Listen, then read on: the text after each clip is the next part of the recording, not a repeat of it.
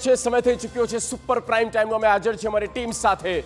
હું છું જગદીશ અને સુપર પ્રાઇમ ટાઈમમાં સૌથી પહેલા વાત કરીશું સમજૂતી કે પછી સર્વનાશ।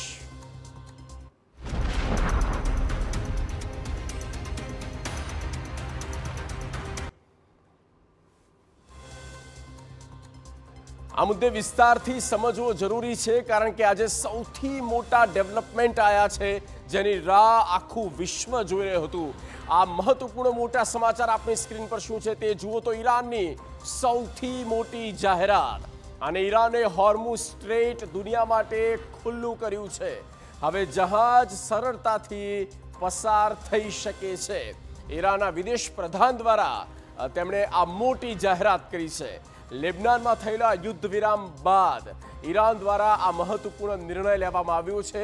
તો આ એક મોટી ઘટના કહી શકાય અને રાહતના સમાચાર કહી શકાય।